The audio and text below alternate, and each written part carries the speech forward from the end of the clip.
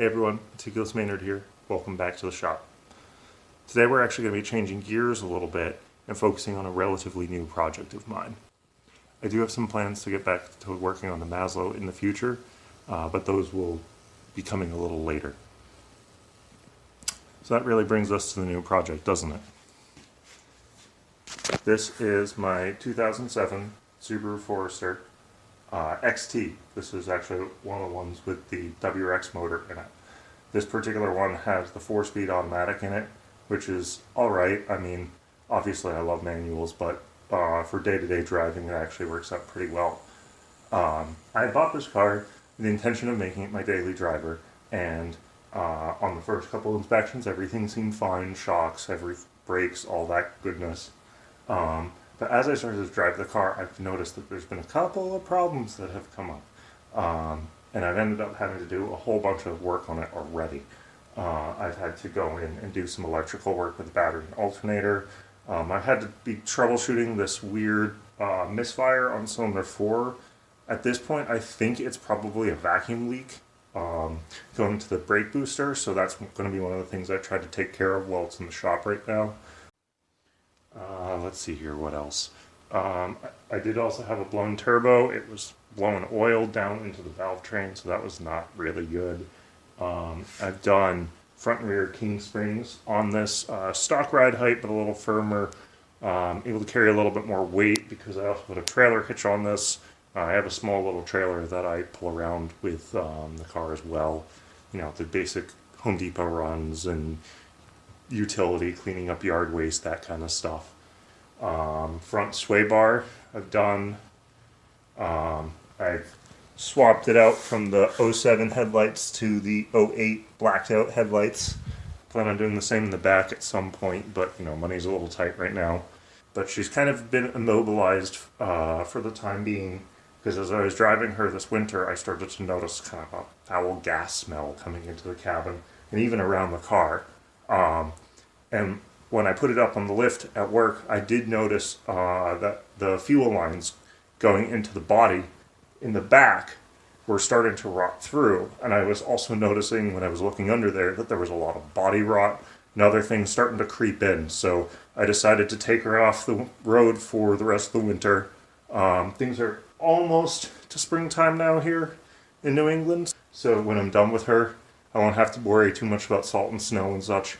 But I'm hoping some of the undercoating techniques I use under there help her next winter. So let's kind of look at what I've been working on. So she's really dusty right now. It's been from all the rust, all the cleaning of the rust on the underside of the car. You can really see it up on the roof and such. But yeah, the astute amongst you may notice that this car is currently missing maybe just a few components. If we look underneath, you can see that I've actually already gone ahead and pulled out the gas tank and the rear subframe so that I can get up in and tackle a lot of the rust issues we see, like up here in the corners. That's actually where the rear seat footwell comes down, so I really want to treat a lot of that rust before it becomes a huge problem.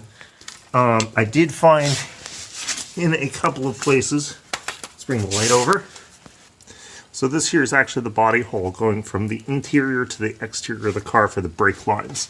On the opposite side we have the ones for the fuel lines, and I'll overlay a picture now of some of the problems I had with that fuel line.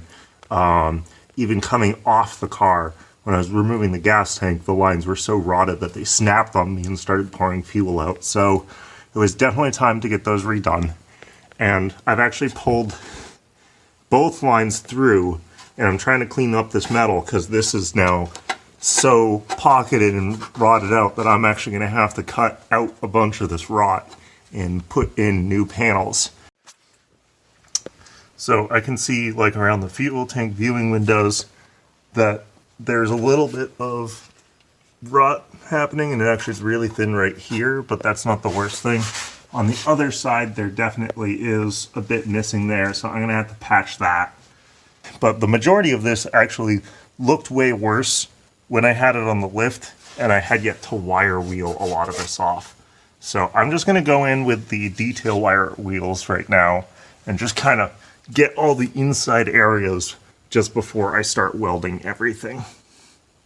Alright, so let's go through some of these rust repair techniques with the fuel sender window here. So when the fuel tank is on the car, that would actually be right here, and the little top piece with all the connectors and hoses and such would be right here for the fuel sender, where over here is the fuel pump and fuel filter window, hidden underneath my driveline, just trying to keep it clean inside the car. Obviously all this de-rusting has made so much dust here in the shop. So the goal here is to take any of the metal that has gotten so heavily oxidized that it no longer has any structural value. So obviously we can see where it's just completely disintegrated right here, and even the little this here is a little insert that the cover screws would go through. I've already popped it out on this side because we need to repair it, because you can see how deformed it is. Up in this corner it got raised up just from me pulling the insert out. So what we're going to do is we're going to take probably a die grinder. We're going to start to look at removing roughly this section of metal here. Now, I may have to add in some filler pieces here and here as well, depending on how well, because part of the problem is when this metal here gets so heavily embedded with rust, when you weld it, it releases a lot of those oxides and it gets into your welds, contaminates them, and then it gets all brittle here and it defeats the whole purpose of what we're doing. So I may need to cut out even like that much. I'm just looking at it here. I can see the grain structure pretty heavily. Over here, definitely some grain structure, but it's starting to look like bare metal again, like we could see here. This is nice clean metal. So I actually forgot a step here real quick. Before I dig all this out, I want to take a piece of cardboard and make a template so that I have this whole location for when I make up the new cover and everything. So I'm going to just take a piece of cardboard and put it roughly where I want it to be. And I'm going to take a little bit of tape here.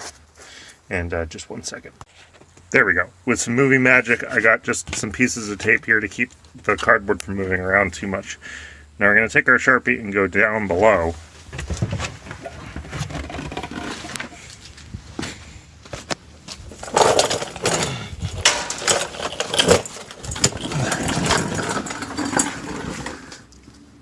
And so, we're catching the light a little bit.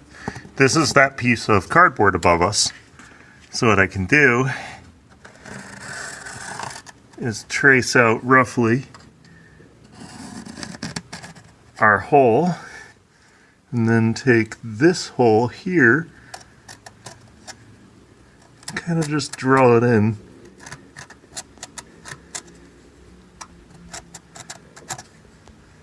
Just so that when I pull this all up, I'll actually have a reference for where these were. And like obviously this is some of the metal that's going to have to get filled back in, and I'll need to cut a similar hole as to this so I can put more inserts in.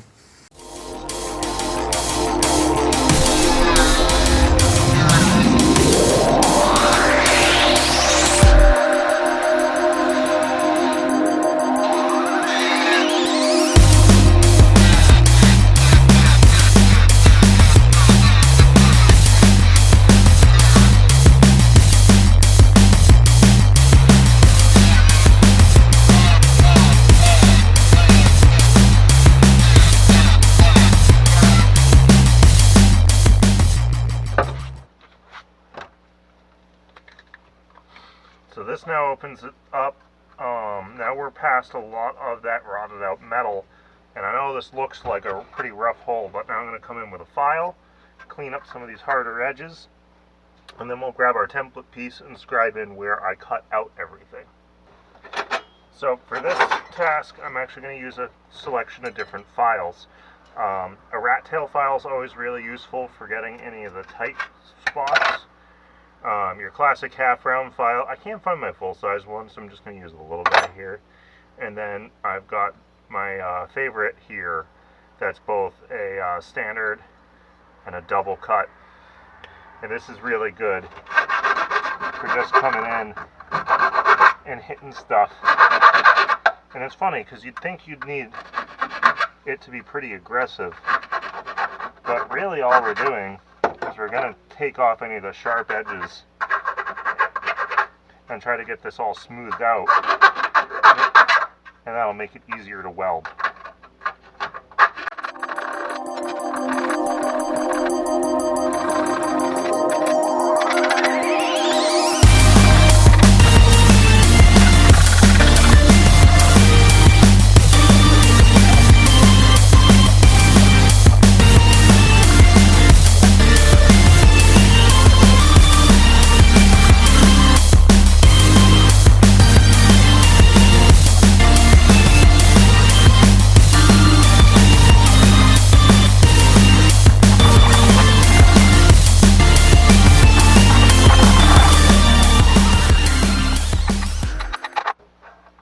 So that should be good there. So we want to take this now and position it roughly where we had it before. So now we're below here, and this is our cardboard template we saw from up above with our cutout that I just made. And so what I've done is I've marked out where this cutout actually is with the Sharpie, and then I've also made some registration marks.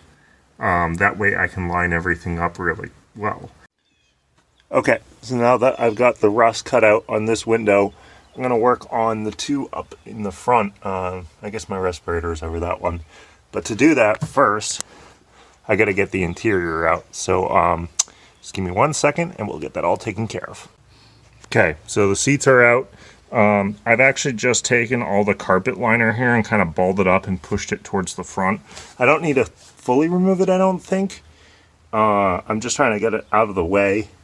You can see my fuel lines are running along this side, and my brake lines, where are we, are coming along this way. So I actually need to pull those out of the interior. That way there's no potential fuel or brake fluid that's going to be inside the cabin after this retrofit. So I needed to get the carpet up so I could get to everything down there.